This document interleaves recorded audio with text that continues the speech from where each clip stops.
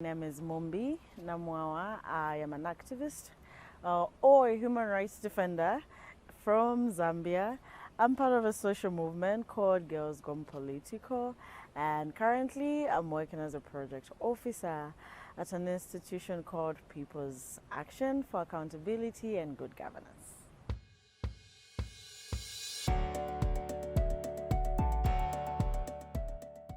So I got involved in Youth for Parliament first and then GGP. As we kept having conversation around young people, we decided to streamline the conversation to women because we understood that while we had a common challenge as young people, women faced different issues. That is when we moved to now Girls Gone Political, which is a pure focus on women and uses women-centered solutions towards encouraging and supporting women to get into various decision-making positions as well as become active participants in the civic space.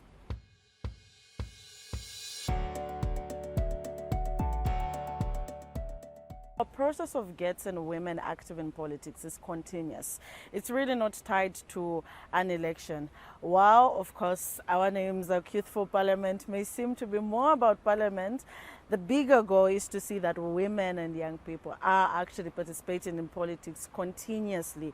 We have identified that there are other avenues that are continuously working, such as development committees, ward development committees, district development committees, and parliamentary development committees. All those are avenues that are continuously operational with or without an election. So we want to see how these people can continuously engage, women can continuously engage in these development committees while we are not in an election year. However, like we say, the aim is to see that the representation is just not in the communities, but also in the positions where these decisions are being made. So we continuously prepare for the next election. Right now, the callings have already started happening for young women in politics and young people in politics to join the candidates program in readiness for 2026, because we have to create our own strategy, our own campaign teams that go into the grassroots as we head towards election and mobilize voters and influence the communities and areas where these women come from. So it's a continuous process, and we're definitely preparing for 2026.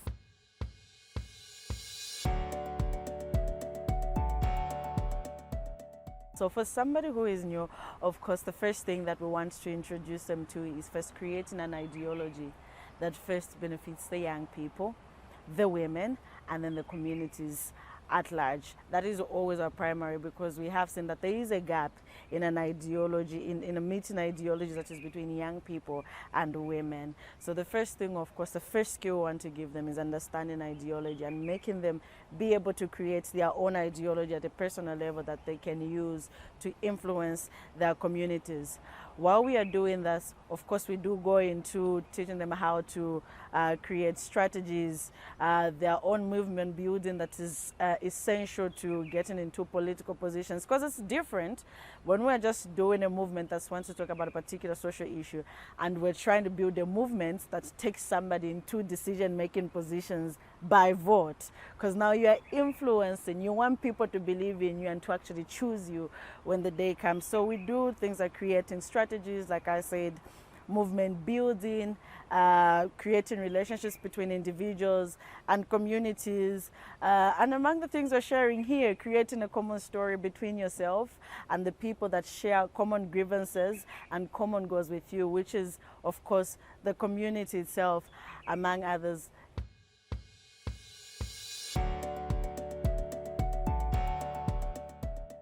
Well, we have been in existence from about 2020 as GGP all the way to now. I think it's been a mixture of things, because in between we've had change of regimes. So I'll speak more to what is currently happening, because our biggest phase was in 2021, because we're having a general election that was being delivered when we were already in existence. This time we see a good number of young people who have entered into key decision-making positions, especially women. We now have representation at what we call the district or council level, which is something so closer to the national level of representation.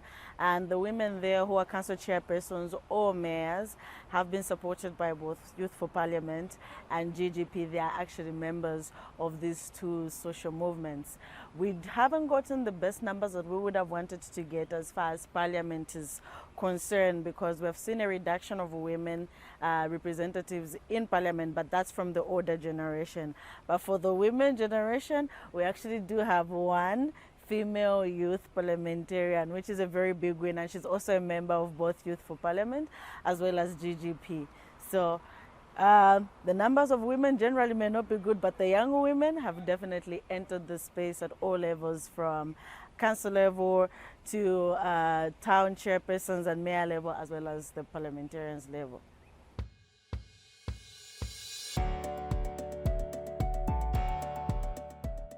I don't know how you would call it democracy if you have the majority of the people not being represented.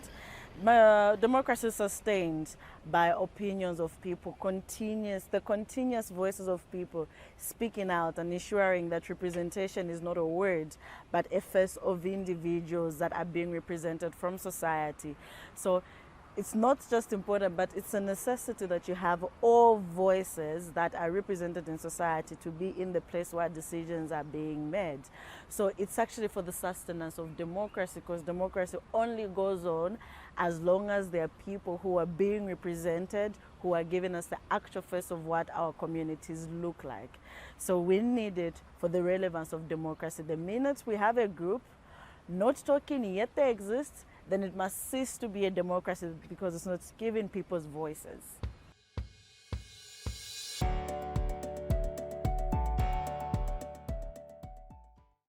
I think we have seen in the few years that we have tested the potential of young people, that they are willing, they are ready, and they want to lead from the front.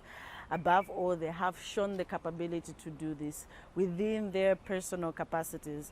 I think if you see, the nature of our movements is such that we're not funded. We are people who have come together, who have organized ourselves around a belief that it's possible for young people to solve their own problem, and it's possible for young people to work themselves into power, and it's possible for young people to continue engaging while in power. I must say that we are having the best engagements with the young people that we took to Parliament compared to those that we did not take, because we have common values that we share. So I just want to tell people out there that it's a worthy fight, and it's a possible fight, and it's a very fruitful fight.